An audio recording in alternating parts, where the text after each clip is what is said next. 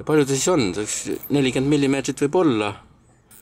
Tavaliselt on sellel liigil umbes 40 millimeetrit on küünarvare pikkus. See on keskmise suurusega nahkhiire küünarvare pikkus. Ja neid keskmise suurusega nahkhiire liike on Eestis õige palju. Ma ütlesin, et pooled 39,2. Tore. Nüüd mina ilma joonlauata arvasin väga täpselt 40 millimeetrit. 39,2 on õige. No nii, nüüd on siis mõõdetud isane suurkõrv, rõngastatud, mõõdetud, määratud. Ta on isane ja ta on mitte esimeses nooruses, vähemalt 2-aastane. Ja nüüd siis on plaan muidugi andmed kõik üles kirjutada välipäevikusse. Lauri siin hoolega kirjutab praegu need andmed. Ja siis tuleb viia ta, kuhu viia? Raadikeldrisse, eks ole? Ja. Siis viime ta raadikeldrisse talvituma. Ja sellega... Ja siis üks asi on veel. Mõõdame, vaatame, kui palju ta kaalub? No vaatame. Siin on nahkhiire häiritud. Kas ma võin jälle ennustada, kui palju kaalub üks nahkhiir? No üks isane suurkõrv, ma ütleks talvitumise lõpus kaalub, ma ütleks 7,5 grammi. Ma ei julgeks rohkem pakkuda, 7,5-8. Näis, kui täpne on minu ennustus. 7,5-8. No pakume 8, hea talvituskoht oli. Kui palju ma mööda panin? Siin võib kukkuda, siin ei tohi eksida reeglite vastu. Siin kaldpinnal, aknaorvas. Nii, kaalume. Viimane veel töö ülesõnne siin keldri. 7,2. Väga hea. Ja mina arvasin 8. Nii et senised kogemused võimaldavad ka ilma kaalumata, mõõtmata loomale otse peale vaadates öelda, mis ta siis tegemist on. Aga muidugi sügisel on selle looma kaal on vähemalt 11 grammi, või isegi rohkem olla, ja varurasva on kulunud talvel võib-olla 3 grammi jagu kehakaalust. Ja kui 7 grammi muidugi on juba väga kõhna, tähendab, varurasv on peaaegu ära kulunud. See on väga kõhna ja alla 7 grammi juba nende elu on kehva, sellepärast ma järeldan, et 7,2 grammi on küllaltki juba elamise, suremise piiril. Et parem, kui ta saaks nüüd rahulikult magada 6 aega veel rahus, et ei kulutaks oma varurasva.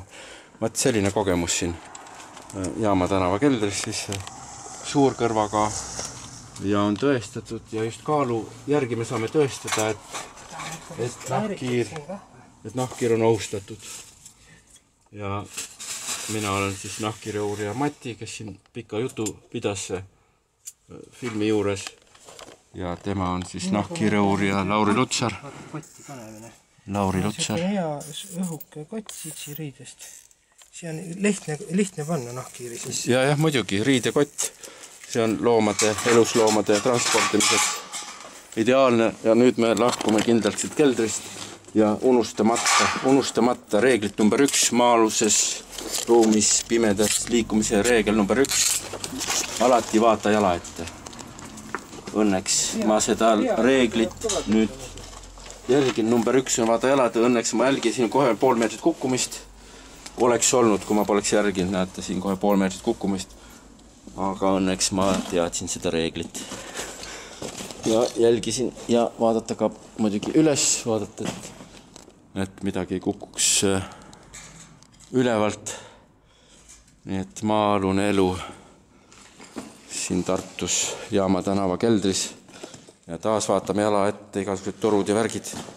Peame nendest mööduma veel töömeeste poolt siia kuhjatud kivihunnikut ja kõik nendest lähme mööda ja siis suundume avause poole. Väljume keldrist, olles siin teinud põhjaliku uuringu ja mõned õppefilmid nahkhiirte ja keldrite uurimise ajaloo teemal Tartus.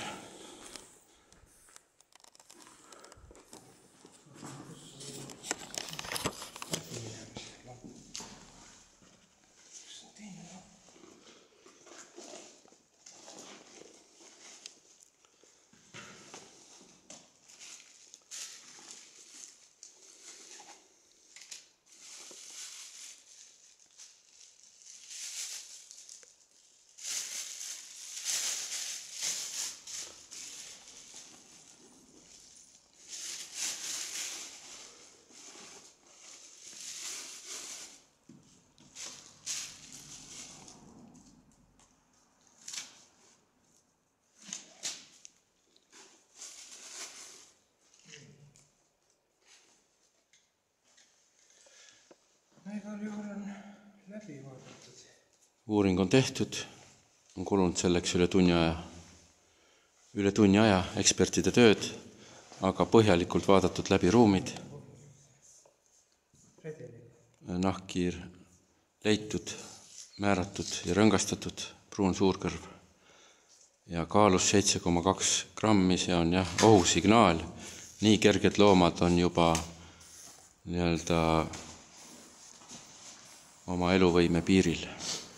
Et neid ei tohi enam tülitada ja nad peavad saama süüa 6 aja pärast, mitte hiljem. Sellepärast määrates on liigi kaal antud tavaliselt 7 kuni. 7 kuni, ma ei tea. Sellel liigil, jah. No see ongi 7,2, no ma tean, ma olen ka kaalunud neid. Omal ajal sai kaaluda ja uurida just häirimise, rõngastamise ja häirimise mõju nahkhiirtele. Kaalusin samu loomi, ühel päeval rõngastasin, teisel päeval pärast seda, kui nad uue talvituskoha olid leidnud, kaalusin ja see on ju põhjalik uuring. Ei, ma ei astu peale, ma räägin oma juttu siin. Ei, ma ei roni kuhugi, siin on nahkhiir. Nahkhiir on redeli peal. Lauri läks otsima termomeetrit. Nii et tulles tagasi uuringute ajaloo juurde, mina Mati, nahkhiire uurija üle 40 aasta Eestis ja mujal Euroopas. Nüüd olen siin Jaama tänava sügavas keldris Tartus. Aasta on 2015. Ja mina olen ka kaalunud nahkhiiri ja uurinud talvitumisele nende häirimise mõju, häirimise ja rõngastamise mõju, nii et ma ühel päeval rõngastasin. Ja järgmine päev, kui nahkhiired olid üles ärganud, et uuesti magama jäänud, samad nahkhiired, siis kaalusin. Kas sa ennast temperatuur? Siin ma arvan, temperatuur on umbes 3 kraadi. 2,7. Vot, nii et mina olen elus termomeeter ja elus... 2,7, 2,8.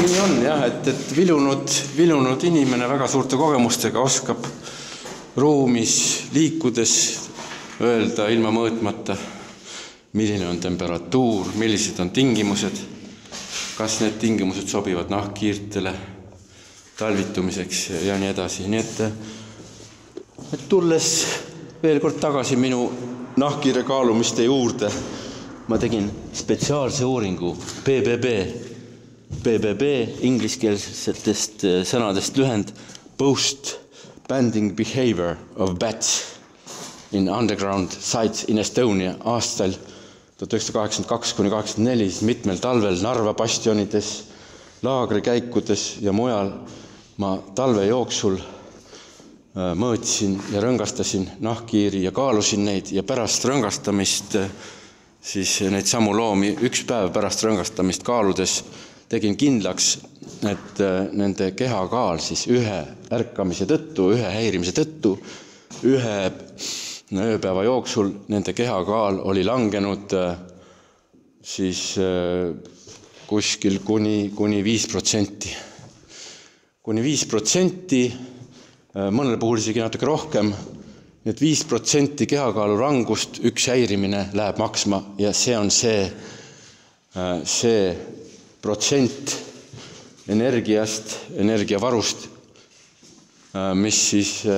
millega saab nahkhiir magada 1 kuu. Nii et üks häirimine põhjustab kaalukaotuse nahkhiirel, mis võrdub tema energiavajadusega 1 kuu jooksul. See on keskmine tulemus, mis see uurimine andis 20. sajandi 80. aastatel.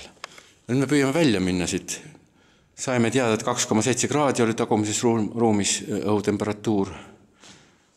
Ja Lauri siis nüüd püüab helistada maal. Mida sa püüad teha? Töömehed helistada. Maal mobiiltelefon, kas ta töötab nii sügaval maal? Piusas ei tööta. Tervist. Mina olen Lauri, nahkhiire uurija. Kas me nüüd võtame nahkhiire kaasa ja lähme sinna Raadi poole teele? Saime kätte, jah, kõik. Ja mõningaid redeleid me nihutasime siit ühest kohast teise, me vaatasime mõningaid pragusid kõrgemal, nii et ma ei tea, loodetavasti te suurt segadust ei tekita sellega. Kuule, aga eks nad pragusid kinni ei mätsi või? Aga jätke siis, teeme lõpime ikka nii kokku, et jätate nüüd ööseks valgused põlema ka.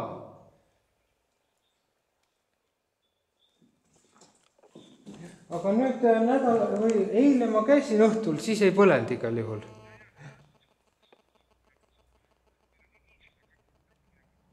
No jah, eks ta ole jah. Kuule, kas praod jäetakse alles või? Jaa. No ega midagi. Lauri, küsi, kas praod jäävad alles siia? Head aega. Kas need praod jäävad alles või? Ei, no ei tea, sellele tähtsust ei ole, sest siin tulevad köetavad ruumid. Köetavad ruumid. Raamatukogu pidi tulema. Raamatukogu, köetavad ruumid. No selge, võetakse kasutusele üks vana kelder.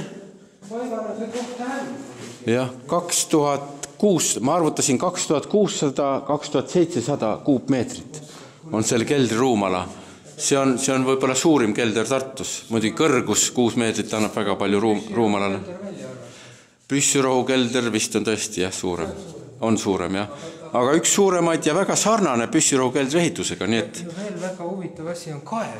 Siin keldris on ka kaev. No vot, on ka kaev. Kuule, seda asja mina tean oma ema käest, kes ülikooli tänavas sõja ajal pommitamise ajal läks varju keldrisse, kus oli kaev. Minu ema elas ülikooli tänaval. Ta oli siis vist 14-aastane, 44. aastal, kui oli pommitamine, Tartu pommitamine. No kuigi see kaev ei ole praegu kasutuses, on ikkagi näha... On näha, et on kaev, jah, selge. Imitseb vesi, kuidas seal imitseb soga. Vaata, kui huvitav, jah. See on nagu allikas. Keldri seinast on jah, nagu stalaktiidi moodsid, lubjakivi... Jah, lubjakivi on täiesti nõrgunud seinale. Nõrgub, kogu aeg vesi nõrgub. Ja see on kaev. See on kaev, jah. No ta on kinni aetud praegu siin. Liiva täis, jah. Liiva täis, jah. 2 meetrit on sügav, siis tuleb liiv. Aga muidu täiesti kaev on olemas siin. Nii et see kelder, kus on kaev, Jaama tänav 10, see võetakse nüüd kasutusele ja nahkhiirte talletuspaik sellega hävib, sest ruumid on köetavad, muidugi suletakse, valgustatakse, tuleb müra sisse, inimesed hakkavad tegutsema, raamatukogu, kui siia tuleb. Ja sellega on siis selle talletuspaiga ajalugu lõppenud. Vähemalt mõneks ajaks, nii ka kui jälle võib-olla maha jäetakse, kes seda teab ajalugu. Tuleviku ajalugu ette me ei tea, aga nii on.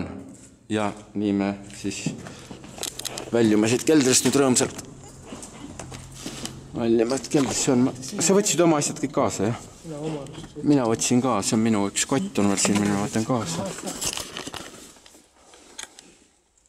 Hiir on kaasas. Nahkhiir on kaasas. Nahkhiir on kaasas, Lauri veel otsib siin viimaseid. Nii. Jõudsime nüüd välja. Väga ilus ilm on täna. Ma ütleks selle aasta üks ilusamaid ilmu Tartus. Päikeseline selge. No praktiliselt mitte ühtegi pilve ei ole näha, nii et hästi ilus ilm, hästi ilus. No ida poolt tuulega ja kõrgrõhkkond on teinud väga ilusa ilma. No kuskil 5 kraadi külma võis olla hommikul, praegu on ka võib-olla mõni kraadi külma veel. Ja see on siis see Jaama tänava maja, kus mina ja Lauri tegime täna nahkhiirte uuringu ja aadress on siis näha Jaama 10.